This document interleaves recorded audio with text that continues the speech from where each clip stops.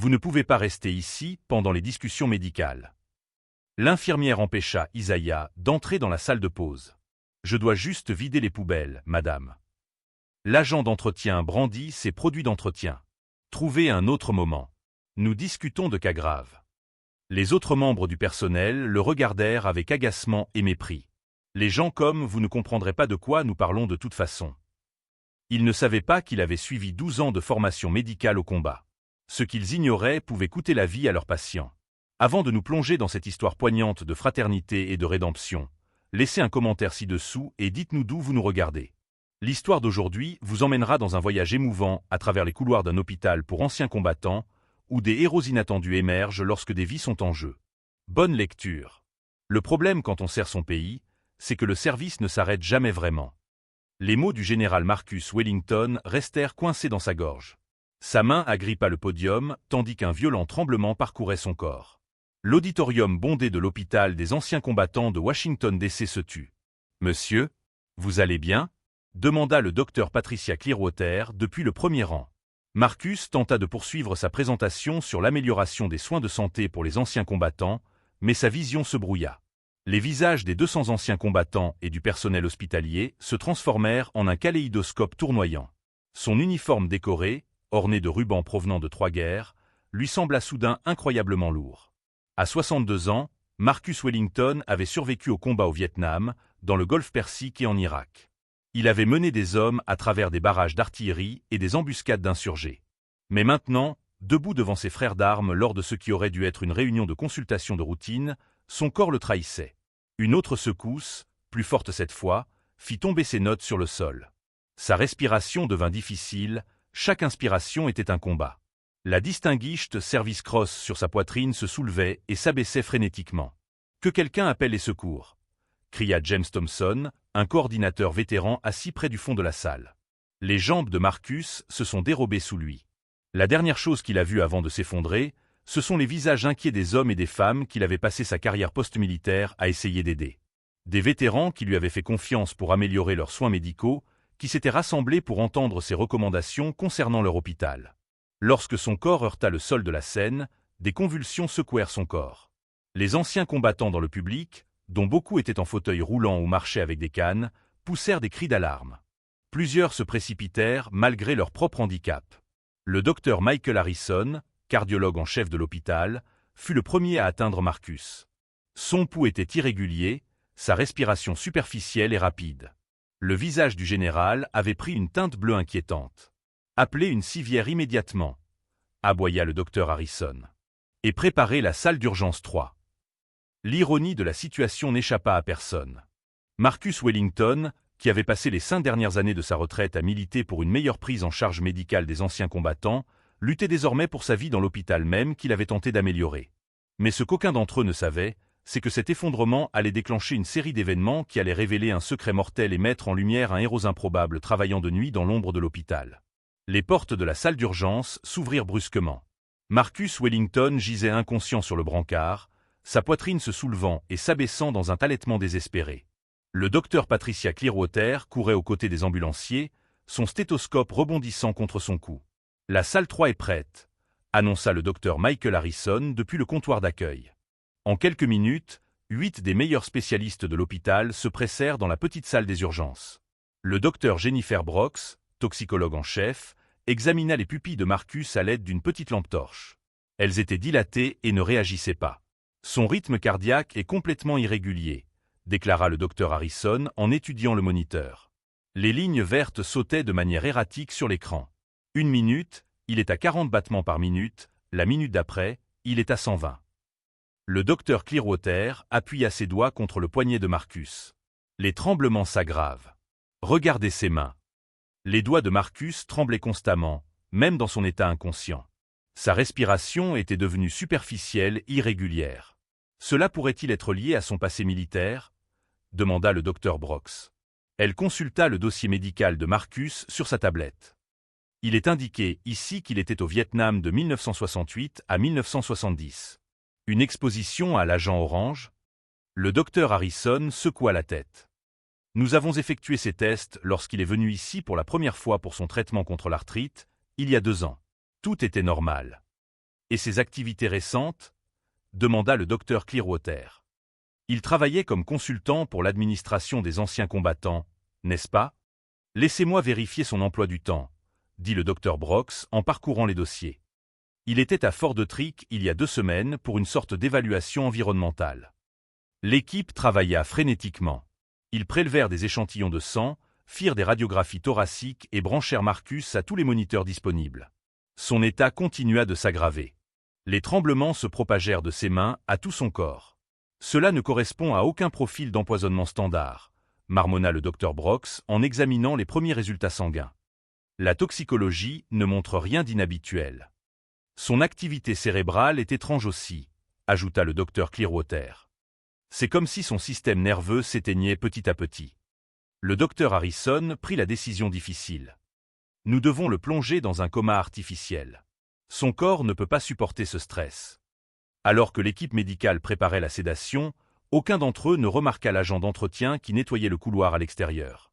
Isaiah Washington passait la serpillière au même endroit depuis 10 minutes, écoutant chaque mot à travers la porte entr'ouverte. Les symptômes qu'il décrivait lui donnèrent des frissons dans le dos. Il avait déjà vu cette combinaison exacte, dans un endroit très éloigné de cet hôpital. Mais qui écouterait un concierge de nuit?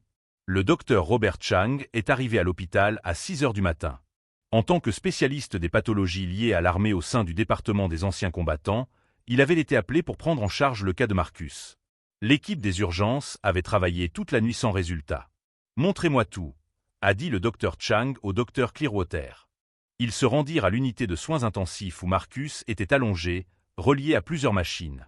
Son visage était pâle, sa respiration contrôlée par un ventilateur. « Nous avons testé tout ce qui nous venait à l'esprit », expliqua le docteur Clearwater. Les toxines courantes, les métaux lourds, même les maladies rares. Rien ne correspond. Le docteur Chang tira une chaise et ouvrit le dossier militaire de Marcus sur son ordinateur portable. Parlez-moi de son travail récent. Il effectuait des évaluations environnementales pour le ministère des anciens combattants, répondit le docteur Clearwater. Il visitait d'anciens sites militaires pour vérifier s'ils étaient sûrs pour les activités des vétérans. Quel site? Le docteur Clearwater consulta ses notes. Fort Detrick, dans le Maryland, était sa dernière mission. Avant cela, il avait inspecté des installations en Virginie et en Caroline du Nord. Le docteur Chang haussa les sourcils. Fort Detrick? Quand? Il y a 2 semaines. Sarah Mitchell, l'enquêteuse chargée de la sécurité au ministère des anciens combattants, frappa à la porte vitrée. Le docteur Chang lui fit signe d'entrer. J'ai examiné les registres de voyage du général Wellington, dit Sarah. Au cours des 6 derniers mois, il a visité 12 installations militaires différentes. La plupart datent de la Seconde Guerre mondiale ou de la guerre froide. Que cherchait-il dans ces endroits? Demanda le docteur Chang. Des protocoles de sécurité, répondit Sarah. Le département des anciens combattants souhaite utiliser certaines de ces anciennes bases pour des projets de logement destinés aux vétérans. Marcus vérifiait si elles étaient suffisamment propres pour que des familles puissent y vivre. Le docteur Chang se mit à taper rapidement sur son ordinateur portable. Fort Detrick a une histoire très particulière. Jusqu'en 1969, c'était le centre de recherche sur les armes biologiques. Vous pensez qu'il a été exposé à quelque chose là-bas? Demanda le docteur Clearwater. Peut-être. Mais Fort Detrick a été nettoyé il y a plusieurs décennies. Le docteur Chang interrompit sa frappe. Je vais appeler leur bureau de sécurité actuel. Il composa le numéro et mit le haut-parleur. Après plusieurs transferts, une voix nerveuse se fit entendre au téléphone. Ici le capitaine Reynolds, responsable de la sécurité de la base. Capitaine, ici le docteur Chang de l'hôpital VA de Washington. Nous avons un consultant vétéran qui a récemment visité vos installations et qui est maintenant gravement malade. Il y eut un long silence à l'autre bout du fil. Capitaine, vous êtes là? Monsieur, je pense que vous devez parler immédiatement au colonel Harrison. La ligne fut coupée. Le docteur Chang et Sarah Mitchell se regardèrent. Quelque chose n'allait vraiment pas à Fort Detrick. Mais ils ne se doutaient pas que la réponse à l'état de santé de Marcus se trouvait dans les couloirs de l'hôpital, juste au-dessus de leur tête. Le docteur Chang convoqua une réunion d'urgence dans la salle de conférence principale de l'hôpital. 5 autres spécialistes s'assirent autour de la grande table, chacun avec des dossiers épais et des ordinateurs portables ouverts. « Mesdames et messieurs, nous avons un général décoré qui est en train de mourir et nous n'avons aucune réponse », commença le docteur Chang. J'ai besoin de nouveaux points de vue. Le docteur Amanda Foster, experte des effets de l'agent orange, prit la parole en premier. Le général Wellington a servi 2 fois au Vietnam. Même si ses précédents tests étaient négatifs, des réactions retardées peuvent survenir des décennies plus tard. J'ai vu des cas similaires, ajouta le docteur James Rodriguez, spécialiste des accidents du travail. Les anciens dépôts de munitions regorgent de métaux lourds. Plomb, mercure, cadmium. Ils s'accumulent dans l'organisme au fil des ans. Le docteur Lisa Park, neurologue travaillant exclusivement avec des vétérans, n'était pas d'accord. Cela ressemble davantage à un syndrome neurologique complexe. De multiples expositions au combat peuvent créer des réactions tardives qui n'apparaissent pas dans les tests standards. Le docteur Chang se tourna vers le tableau blanc et nota chaque théorie. Testons tout. Docteur Foster, effectuez les tests les plus avancés disponibles pour l'agent orange. Docteur Rodriguez, je veux un dépistage des métaux lourds plus poussé que ce que nous avons déjà fait. Docteur Park, mettez en place des évaluations neurologiques spécialisées. Au cours des 48 heures suivantes, l'équipe a effectué des dizaines de tests. Le sang de Marcus a été envoyé à 3 laboratoires différents. Des techniciens spécialisés ont utilisé des équipements que la plupart des hôpitaux ne possèdent même pas. Les résultats sont arrivés les uns après les autres. Métabolites de l'agent orange, négatif. Métaux lourds, tous dans les limites normales. Marqueurs neurologiques avancés, non concluants. Cela n'a aucun sens, a déclaré le docteur Foster lors de leur réunion de suivi. Tous les tests montrent qu'il est en bonne santé, mais ce n'est manifestement pas le cas. Le docteur Rodriguez a sorti les derniers scanners cérébraux de Marcus. Regardez ça. Son activité cérébrale empire, elle ne s'améliore pas. L'état de Marcus s'était encore détérioré. Sa température corporelle fluctuait énormément. Son rythme cardiaque était devenu si irrégulier que les moniteurs ne pouvaient plus le suivre. Nous devons essayer des traitements expérimentaux, a décidé le docteur Chang. Même si nous ne savons pas ce qui ne va pas, nous pouvons peut-être traiter les symptômes. Ils ont tout essayé. Des médicaments pour les lésions nerveuses, des traitements pour l'empoisonnement aux métaux lourds, des thérapies expérimentales pour les effets de l'agent orange. Rien n'a fonctionné. La famille de Marcus s'est réunie devant l'unité de soins intensifs. Sa femme Sarah tenait la main de sa fille tandis qu'elle regardait à travers la vitre. Les machines qui maintenaient Marcus en vie bourdonnaient sans cesse. « Combien de temps peut-il survivre ainsi ?» demanda Sarah Wellington au docteur Chang. « Je ne sais pas, » admit-il. « Nous faisons tout ce que nous pouvons. » Mais 3 étages plus haut, un homme qui vidait les poubelles venait de se souvenir de quelque chose qui pourrait tout changer. Isaiah Washington avait enfin compris où il avait déjà vu ces mêmes symptômes. Isaiah Washington poussait son chariot d'entretien dans le couloir du 3e étage à 23 heures. L'hôpital était calme, à l'exception du bip régulier des machines et des conversations discrètes des infirmières de nuit. À 47 ans, Isaiah travaillait de nuit à l'hôpital VA depuis 4 ans. La plupart des gens le remarquaient à peine lorsqu'il vidait les poubelles, lavait les sols et réparait les équipements cassés. C'était exactement comme ça qu'il aimait ça. Isaiah préférait les heures nocturnes. Moins de monde signifiait moins de conversations, et moins de conversations signifiait moins de chances que les souvenirs ne reviennent en masse. Les souvenirs qui avaient détruit sa carrière de 12 ans dans l'armée et avaient failli le tuer. Il avait été infirmier de combat, l'un des meilleurs de son unité. Il avait effectué 2 missions en Afghanistan de 2007 à 2009, puis de nouveau de 2011 à 2013. Il avait sauvé des dizaines de vies sous le feu ennemi, soigné des blessures qui auraient brisé la plupart des gens. Mais c'est son travail qui l'avait brisé. Le syndrome de stress post-traumatique l'avait frappé de plein fouet après sa 2e mission. Puis il s'était mis à boire, essayant d'effacer de sa mémoire les visages des soldats qu'il n'avait pas pu sauver. L'armée lui a accordé une dispense médicale, des prestations d'invalidité et une recommandation pour un traitement. Mais Isaiah était trop fier pour demander de l'aide. Son alcoolisme s'est aggravé. Il a perdu son emploi, son appartement, et a failli perdre la vie. Il y a 3 ans, il a finalement admis qu'il avait besoin d'aide. L'administration des anciens combattants l'a envoyé en cure de désintoxication, lui a trouvé un emploi d'agent d'entretien et l'a aidé à trouver un petit appartement près de l'hôpital. Il était désormais sobre, stable et essayait de reconstruire ce qui restait de sa vie. Alors qu'Isaiah nettoyait le couloir à l'extérieur de l'unité de soins intensifs, il pouvait entendre les médecins discuter à travers la porte entrouverte de la salle de conférence. « Les lésions neurologiques s'étendent », disait une voix. « L'insuffisance respiratoire s'aggrave également », disait une autre. Isaiah cessa de passer la serpillière. Ces mots réveillèrent quelque chose au plus profond de sa mémoire. Des lésions neurologiques et une insuffisance respiratoire, survenant simultanément comme cela. Il avait déjà vu ces symptômes exacts auparavant. En Afghanistan, chez des soldats qui avaient été exposés à quelque chose auquel ils n'auraient pas dû être exposés. Isaiah approcha silencieusement son chariot de la porte de la salle de conférence. « Nous avons tout testé », dit une voix frustrée.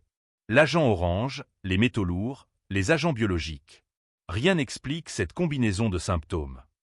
Isaiah serra plus fort le manche de son balai. Il savait exactement ce qui pouvait causer cette combinaison de symptômes. Mais qui écouterait un concierge? Isaiah était assis dans la salle de pause de l'hôpital, fixant sa tasse de café. La conversation qu'il avait entendue par hasard ne cessait de lui trotter dans la tête. Des lésions neurologiques et une insuffisance respiratoire, survenant simultanément. Il avait déjà vu cela auparavant. 2 fois. La première fois, c'était en 2008. Le sergent David Kim était en mission de reconnaissance près de Kandahar. Son équipe inspectait une usine abandonnée qui, selon les renseignements, pouvait cacher des armes ennemies. David est revenu de cette mission en se comportant bizarrement. D'abord, ses mains ont commencé à trembler. Puis il a eu des difficultés à respirer. En 3 jours, il s'est retrouvé à l'hôpital de campagne, branché à des machines, tout comme le général en bas. Exposition à des produits chimiques, avaient déclaré les médecins. Quelque chose dans cette usine. Mais ils n'ont jamais découvert exactement quoi. David a survécu, mais il n'était plus le même. L'armée l'a renvoyé chez lui avec une dispense médicale et un dossier intitulé « Exposition à des agents chimiques non identifiés ». Le deuxième cas était pire. Le caporal Maria Santos faisait partie d'une équipe qui fouillait des dépôts d'armes irakiens capturés en 2012. Il s'agissait d'endroits où l'armée de Saddam avait stocké des produits chimiques, puis les avait abandonnés lorsque la guerre avait éclaté. Maria est entrée dans l'un de ces dépôts en portant un équipement de protection complet. Mais son équipement respiratoire a connu un dysfonctionnement. Elle est restée à l'intérieur pendant environ 10 minutes avant qu'on ne la fasse sortir. 2 jours plus tard, elle présentait les mêmes symptômes que David Kim. Tremblement des mains, difficultés respiratoires, problèmes cardiaques. Mais le cas de Maria a évolué plus rapidement. Elle est décédée à l'hôpital de campagne avant qu'on ne puisse déterminer ce qui l'avait empoisonnée. Isaiah se souvenait des documents administratifs. Encore une fois, exposition à des agents chimiques non identifiés. Il a sorti son téléphone et a cherché des informations sur les organophosphates. Il s'agissait de produits chimiques utilisés dans l'agriculture, mais aussi dans les armes. Au cours des années 1980 et 1990, différents pays avaient fabriqué des versions militaires spéciales plus difficiles à détecter. Les symptômes correspondaient parfaitement. Lésions neurologiques, insuffisance respiratoire, problèmes cardiaques. Et ils se manifestaient selon un schéma spécifique, exactement comme ce qu'il avait entendu dire à propos du général Wellington. Isaiah leva les yeux vers le plafond. Quelque part au-dessus de lui, un général décoré était en train de mourir de la même chose qui avait tué Maria Santos. Mais cette fois, quelqu'un savait de quoi il s'agissait. La question était, quelqu'un le croirait-il? Isaiah ne pouvait pas dormir. Il n'arrêtait pas de penser au général Wellington, à David Kim et à Maria Santos. Les symptômes étaient trop similaires pour être ignorés. À 2 heures du matin, il retourna à l'hôpital. Dans le cadre de ses fonctions de maintenance, Isaiah avait accès aux systèmes informatiques qui contrôlaient la climatisation et les équipements électriques. Pour faire son travail correctement, il avait besoin de savoir quelle chambre disposait d'équipements médicaux spéciaux nécessitant des réglages spécifiques de température et d'alimentation électrique. Cela signifiait qu'il pouvait accéder aux informations de base sur les patients, pas aux dossiers médicaux détaillés, mais à l'attribution des chambres et aux besoins en équipement. Isaiah se connecta au système et afficha le plan de l'unité de soins intensifs. Le général Wellington se trouvait dans la chambre 3A, qui nécessitait une ventilation spécialisée en raison de ses problèmes respiratoires. Mais Isaiah cherchait autre chose. Il cliqua sur le registre des visiteurs, une fonctionnalité de sécurité qui permettait de savoir qui avait accès aux différentes parties de l'hôpital. Et voilà. Il y a 2 semaines, le général Marcus Wellington s'était inscrit en tant que visiteur, et non en tant que patient. Il avait rencontré le Dr Chang pour discuter des évaluations environnementales des installations militaires. Isaiah cliqua pour approfondir ses recherches dans le système d'archives publiques que l'hôpital utilisait pour les services aux anciens combattants. En tant qu'employé de l'administration des anciens combattants, il avait accès aux informations de base sur les affectations et les avantages sociaux des anciens combattants. Les récentes affectations du général Wellington étaient répertoriées. Fort Detrick, Maryland. Inspection de sécurité environnementale. Date. exactement 14 jours auparavant. Le cœur d'Isaiah se mit à battre à tout rompre. Fort Detrick. Il connaissait ce nom grâce à sa formation militaire. Tous les infirmiers de combat avaient entendu parler de Fort Detrick lors des cours sur la protection contre les armes chimiques. Il a rapidement recherché dans la base de données de l'hôpital des informations sur Fort Detrick. Ce qu'il a trouvé lui a fait trembler les mains. Fort Detrick avait été le centre de recherche sur les armes biologiques et chimiques des années 1940 aux années 1970. Même si l'installation avait été officiellement nettoyée il y a plusieurs décennies, des rapports récents montraient que certaines zones étaient encore contaminées par des produits chimiques. Plus précisément, des composés organophosphorés issus de la recherche sur les armes dans les années 1980 et 1990. La chronologie était parfaite. Le général Wellington se rend à Fort Detrick. 2 semaines plus tard, il développe des symptômes d'empoisonnement aux organophosphorés. Isaiah se cala dans son fauteuil. Il avait trouvé la réponse que 8 spécialistes et des dizaines de tests avaient manqué. Mais maintenant venait la partie difficile, convaincre quelqu'un de l'écouter. Isaiah fixait l'écran de son ordinateur, sachant qu'il détenait la réponse qui pourrait sauver la vie du général Wellington. Mais comment un agent d'entretien de nuit pouvait-il convaincre une équipe de médecins spécialistes? Il ne pouvait pas simplement entrer dans l'unité de soins intensifs et commencer à parler d'organophosphate. Il le prendrait pour un fou. La sécurité de l'hôpital l'escorterait dehors avant même qu'il ait pu finir sa première phrase. Isaiah avait besoin de quelqu'un qui l'écouterait. Quelqu'un qui comprenait l'armée et respectait les connaissances des soldats enrôlés. Il pensa à James Thompson, le coordinateur vétéran qui travaillait au bureau des services aux patients. Thompson était un ancien officier de l'armée qui avait servi en Irak. Plus important encore, il était afro-américain, comme Isaiah, et avait probablement dû faire face à des défis similaires pour que les gens le prennent au sérieux. À 6 heures du matin, Isaiah termina son service mais resta à l'hôpital. Il attendit devant le bureau de Thompson jusqu'à ce que celui-ci arrive à 8 heures. « Isaiah, c'est ça ?» dit Thompson en ouvrant la porte. « Vous travaillez de nuit à la maintenance. »« Oui, monsieur. J'ai besoin de vous parler d'une chose importante. » Thompson hésita.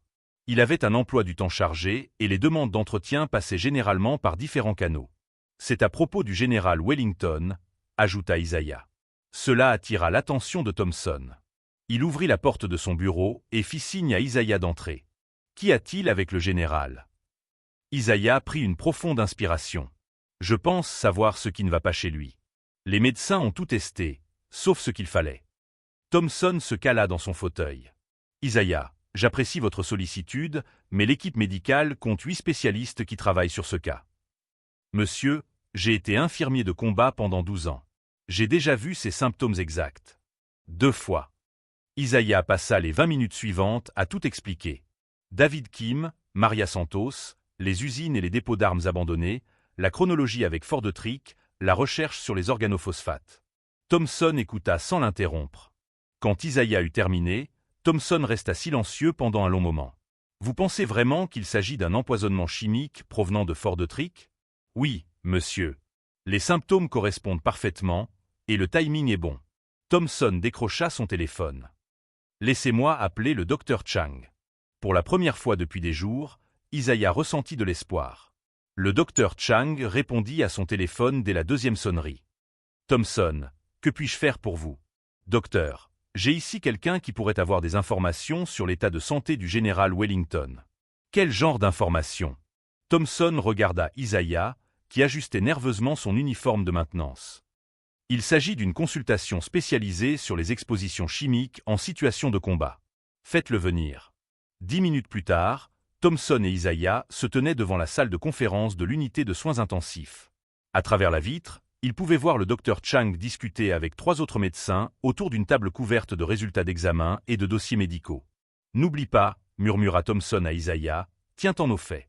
Ce sont des gens intelligents, mais ils n'ont pas ton expérience sur le terrain. » Le docteur Chang ouvrit la porte. Il eut l'air surpris de voir Isaiah en tenue de maintenance, mais Thompson l'avait préparé à cette éventualité. « Docteur, voici Isaiah Washington. C'est un vétéran qui possède une grande expérience médicale sur le terrain et qui a déjà rencontré des cas similaires. » Le docteur Chang serra la main d'Isaiah. « Monsieur Washington, James m'a dit que vous aviez des idées sur l'état de santé du général Wellington. » Isaiah avait passé 1 heure ce matin-là à noter tout ce dont il se souvenait à propos de David Kim et Maria Santos. Il sortit ses notes manuscrites. « Monsieur, Je pense que le général Wellington souffre d'un empoisonnement aux organophosphates suite à sa visite à Fort Detrick. Isaiah expliqua les symptômes qu'il avait observés en Afghanistan, le calendrier d'exposition du général Wellington et l'historique des recherches menées à Fort Detrick.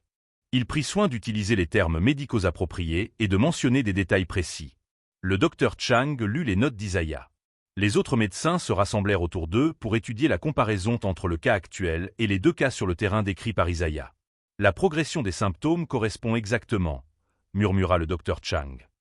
Et le timing correspond. Le docteur Brox leva les yeux de ses notes. Nous n'avons jamais effectué de tests spécifiques pour les organophosphates de qualité militaire. Les tests toxicologiques standards ne permettent pas de détecter les composés modifiés. Fort Detrick avait sans aucun doute des programmes de recherche sur les organophosphates, ajouta le docteur Clearwater.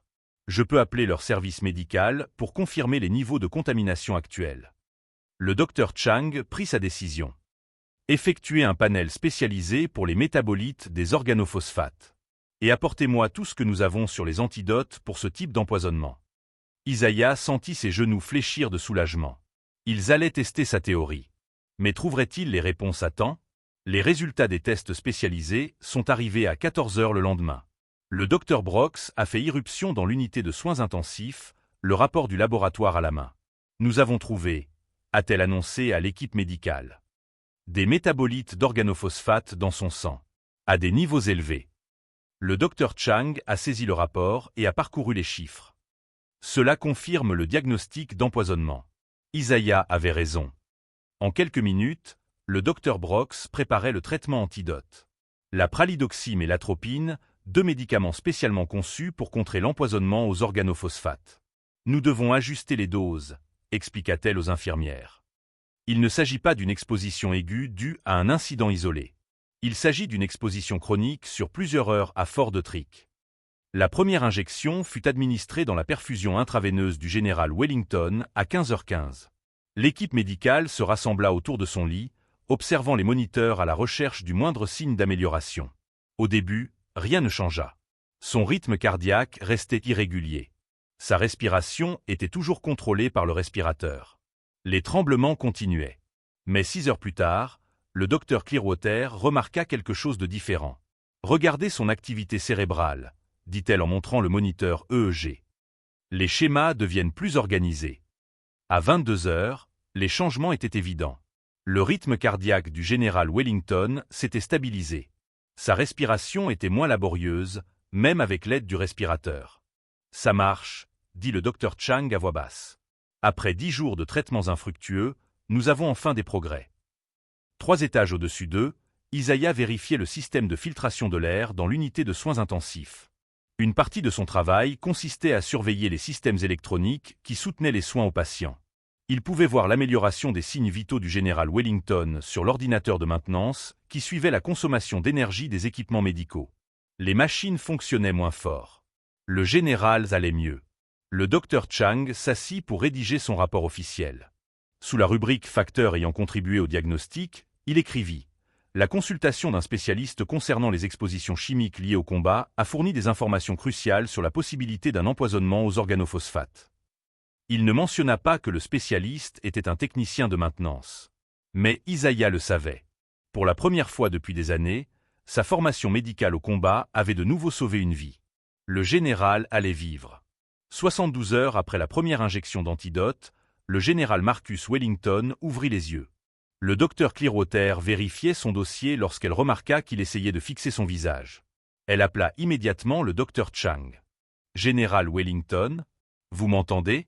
Marcus essaya de parler, mais le tube du respirateur était toujours dans sa gorge. Le docteur Chang le retira rapidement, et Marcus prit sa première respiration autonome depuis près de 2 semaines. « Où suis-je » demanda Marcus d'une voix rauque mais claire. « Vous êtes à l'hôpital VA de Washington.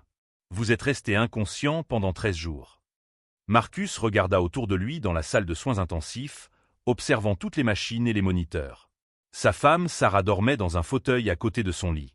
Lorsqu'elle entendit des voix, elle se réveilla et vit les yeux ouverts de son mari. « Marcus !» Elle lui saisit la main et se mit à pleurer. Le docteur Chang effectua une série de tests pour vérifier les fonctions cérébrales de Marcus. Test de mémoire, Il se souvenait de tout jusqu'au moment où il s'était effondré pendant sa présentation. Problème mathématique, il les résolut correctement. Coordination physique, ses mains étaient stables, sans tremblement. Docteur, que m'est-il arrivé? Demanda Marcus. Vous avez été empoisonné par des résidus chimiques à fort de trique, expliqua le docteur Chang. Des organophosphates provenant d'anciennes recherches sur les armes. Les installations n'étaient pas aussi propres qu'elles le prétendaient. 6 heures plus tard, Sarah Mitchell, du bureau de sécurité de l'administration des anciens combattants, interrogeait Marcus sur sa visite à Fort Detrick. Elle voulait des informations détaillées sur les bâtiments dans lesquels il était entré et le temps qu'il avait passé dans chaque zone. « Je suis resté environ 3 heures dans le bâtiment 1425, se souvint Marcus. Le système de ventilation était vieux et il y avait une étrange odeur chimique dans certaines pièces. Sarah a immédiatement contacté le bureau de sécurité de Fort Detrick. Cette fois, le colonel Harrison a pris l'appel en personne. « Colonel, vous devez tester le bâtiment 1425 immédiatement », a exigé Sarah. « Nous avons un ancien combattant qui a failli mourir après y avoir été exposé. » Les résultats sont arrivés 2 jours plus tard. Le bâtiment 1425 présentait des niveaux dangereux de contamination par des organophosphates dans le système de climatisation. 3 autres bâtiments présentaient des problèmes similaires.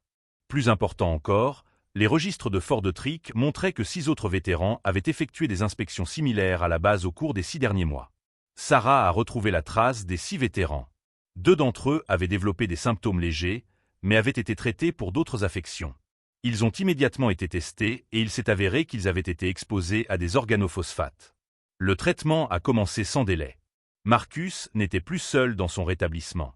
Une semaine plus tard, Marcus Wellington marchait dans les couloirs de l'hôpital avec un kinésithérapeute. Ses jambes étaient affaiblies par son alitement, mais son entraînement militaire le poussait à travailler plus dur chaque jour. 15 minutes aujourd'hui, général, dit le kinésithérapeute. Demain, nous essaierons 20 minutes. Marcus acquiesça, mais son esprit n'était pas concentré sur la marche. L'empoisonnement lui avait appris quelque chose d'effrayant. Les anciens combattants ne cessaient jamais vraiment d'être en danger, même des décennies après avoir quitté l'armée. « J'ai passé 30 ans dans des zones de combat », a-t-il dit à sa femme Sarah lors d'une de ses visites. « J'ai survécu aux balles, aux bombes, aux attaques chimiques. Mais j'ai failli mourir à cause d'un travail de consultant qui était censé être sans danger. » Sarah lui a serré la main. « Ce qui compte, c'est que tu sois en vie. Mais combien d'autres vétérans font le même travail que moi? Combien entrent dans des bâtiments contaminés en ce moment même? » 3 étages plus haut, Isaiah Washington discutait avec James Thompson dans le bureau des services aux vétérans. « Je veux reprendre mes études », a déclaré Isaiah. Thompson a semblé surpris. « Quel type d'études? » La santé et la sécurité au travail. Le ministère des anciens combattants propose des programmes de certification pour les vétérans, n'est-ce pas? Oui, mais Isaiah, tu as un bon travail ici. Pourquoi prendre le risque de changer? Isaiah y réfléchissait depuis des jours. Parce que ce qui est arrivé au général Wellington pourrait arriver à d'autres anciens combattants. J'ai des connaissances qui peuvent t'aider, mais j'ai besoin de qualifications officielles avant que quelqu'un m'écoute. Thompson se pencha en avant sur sa chaise. Tu veux devenir inspecteur de sécurité? Je veux devenir quelqu'un qui peut sauver des vies sans avoir à convaincre les gens d'écouter un concierge. Thompson sourit. Laisse-moi passer quelques coups de fil. À la fin de la semaine, Isaiah était inscrit au programme de technicien en santé au travail de l'administration des anciens combattants. Les cours auraient lieu le week-end afin qu'il puisse conserver son emploi actuel. Pour la première fois depuis sa démobilisation pour raisons médicales, Isaiah avait à nouveau le sentiment que son avenir avait un sens. Ces 3 années d'abstinence signifiaient soudainement plus que le simple fait de rester en vie. Elles signifiaient être prête à aider lorsque d'autres vétérans avaient besoin de lui. À l'unité de soins intensifs, Marcus prévoyait lui aussi des changements. 2 mois après le rétablissement de Marcus, le Dr Chang a participé à une réunion avec les administrateurs du VA de Washington DC. La salle de conférence était remplie de fonctionnaires qui voulaient comprendre comment un général décoré avait failli mourir lors d'une mission de consultation de routine. Le problème est systémique, a expliqué le Dr Chang. Nous avons des protocoles pour les militaires en service actif, mais rien pour les anciens combattants qui travaillent comme consultants sur d'anciens sites militaires. Sarah Mitchell a présenté les conclusions de son enquête. Fort Detrick n'était pas le seul site contaminé. Nous avons découvert des problèmes dans 8 autres installations où travaillaient des consultants vétérans. Quelle est votre recommandation? a demandé le directeur régional de l'administration des anciens combattants. Le Dr Chang s'était préparé à cette question. Premièrement, nous avons besoin de protocoles de tests spécialisés pour les expositions des consultants. Deuxièmement, nous devons identifier les vétérans ayant une expérience médicale sur le terrain qui peuvent fournir des consultations d'experts sur des cas complexes. Vous voulez que des concierges diagnostiquent des patients ? A demandé un administrateur avec scepticisme. Je veux que des infirmiers de combat, des ingénieurs de terrain et des spécialistes techniques nous aident à résoudre des problèmes que les médecins civils pourraient ne pas reconnaître, a répondu fermement le Dr Chang. En 6 semaines, l'hôpital VA de Washington est devenu le site pilote d'un nouveau programme.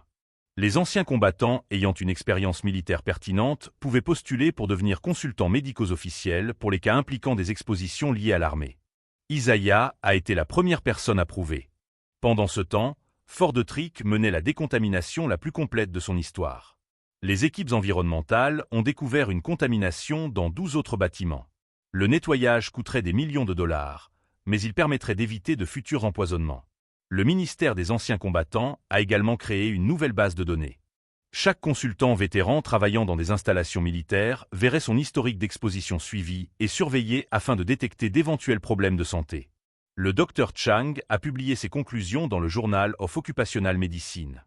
L'article était intitulé « Collaboration interdisciplinaire dans les cas d'exposition militaire, combiner l'expertise médicale et l'expérience sur le terrain ». L'étude de cas ne mentionnait pas le nom d'Isaiah, mais elle indiquait clairement que les anciens combattants enrôlés possédaient des connaissances cruciales qui pouvaient sauver des vies. À la fin de l'année, le programme s'était étendu à 5 hôpitaux du ministère des Anciens Combattants. 37 anciens combattants ayant une expérience militaire spécialisée avaient été certifiés comme consultants. Ils avaient déjà aidé à résoudre 6 cas que les équipes médicales traditionnelles n'avaient pas réussi à élucider. 6 mois après son empoisonnement, Marcus Wellington reprit son travail de consultant. Mais tout était différent désormais. Il portait un équipement de protection sur chaque site, emportait avec lui des appareils de détection spécialisés et ne travaillait jamais seul. Lors de sa première inspection dans un établissement en Virginie, Marcus pensa à la personne qui lui avait sauvé la vie. Le Dr Chang avait mentionné une « consultation spécialisée », mais était resté vague sur les détails. « Qui exactement a découvert ce qui n'allait pas chez moi ?» demanda Marcus au Dr Chang lors d'un rendez-vous de suivi. Le Dr Chang hésita. C'était un vétéran ayant une expérience médicale sur le terrain. Quelqu'un qui avait vu des cas similaires au combat. J'aimerais le remercier. Cela peut s'arranger. Le lendemain, James Thompson appela Marcus. Général, seriez-vous disponible pour rencontrer quelqu'un cet après-midi? Bien sûr. Thompson conduisit Marcus dans une petite salle de conférence du bureau des services aux vétérans. Isaiah Washington l'attendait à l'intérieur, vêtu d'un uniforme impeccable. Au lieu de ses vêtements de maintenance, il portait désormais la chemise bleue d'un spécialiste de la sécurité environnementale de l'administration des anciens combattants. Général Wellington, voici Isaiah Washington, dit Thompson. C'est le vétéran qui a identifié votre état. Marcus se leva et tendit la main. Monsieur Washington, je comprends que je vous dois la vie. Isaiah lui serra fermement la main. Je ne fais que mon travail, monsieur. Le Dr Chang m'a dit que vous travailliez à l'entretien lorsque vous avez compris ce qui n'allait pas chez moi. Oui, monsieur. J'ai été infirmier de combat pendant 12 ans. J'ai reconnu les symptômes grâce à des cas que j'avais vus en Afghanistan. Marcus s'assit en face d'Isaiah. Parlez-moi de ces cas.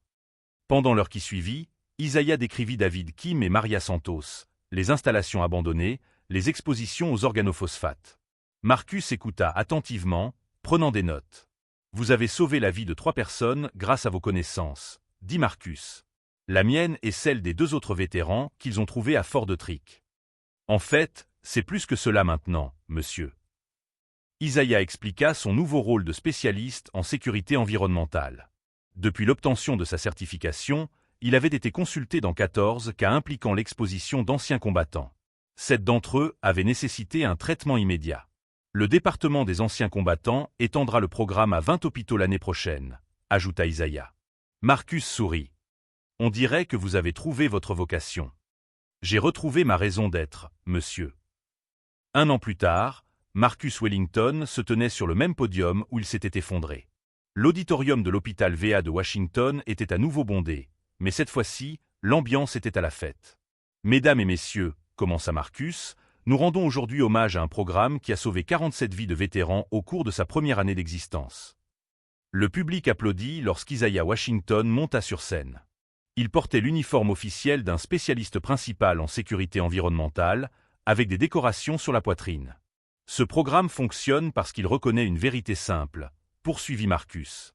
Les anciens combattants possèdent des connaissances qui peuvent sauver d'autres anciens combattants. Il suffit de les écouter. Isaiah s'approcha du micro. 1 an auparavant, il aurait été terrifié à l'idée de parler devant autant de personnes.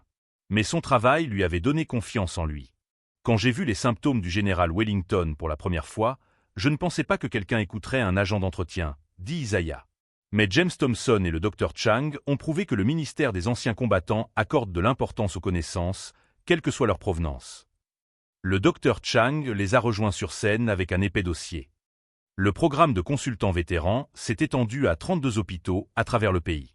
Nous avons identifié et traité des cas d'exposition qui auraient été manqués en utilisant uniquement les méthodes traditionnelles. Les réussites étaient impressionnantes. Un ancien combattant de la marine en Californie avait identifié une exposition à l'amiante chez des ouvriers d'un chantier naval. Un technicien de l'armée de l'air au Texas avait reconnu les symptômes d'une intoxication radioactive. Un ingénieur de l'armée de terre en Floride avait repéré une contamination provenant d'anciens sites de stockage de munitions. Chaque cas représente une vie sauvée, a déclaré Marcus. Chaque consultant représente des connaissances qui auraient failli être perdues. Après la cérémonie, Marcus et Isaiah ont parcouru ensemble les couloirs de l'hôpital. Ils passaient en revue les protocoles de sécurité en vue d'une inspection prochaine dans une installation militaire en Caroline du Nord. « Tu sais ce que j'ai appris en frôlant la mort ?» a demandé Marcus. « Quoi donc, monsieur ? Que mes 30 années de service ne se sont pas terminées lorsque j'ai pris ma retraite. Elles se sont poursuivies chaque fois que j'ai aidé un autre ancien combattant. Tout comme vos 12 années de service ne se sont pas terminées avec votre démobilisation. » Isaiah a souri. Il m'a fallu du temps pour comprendre cela. Ils sont passés devant le bureau de maintenance où Isaiah travaillait auparavant. Son remplaçant, un autre ancien combattant, se préparait pour le quart de nuit. Nous servons tous de différentes manières, dit Marcus. Mais nous servons tous. Isaiah acquiesça. Demain, il donnerait un cours à de nouveaux consultants de l'administration des anciens combattants. La semaine prochaine, il inspecterait un autre établissement. Le mois prochain, il aiderait à sauver une autre vie. Son objectif était clair, son avenir était prometteur et ses frères d'armes étaient protégés. La mission se poursuivait.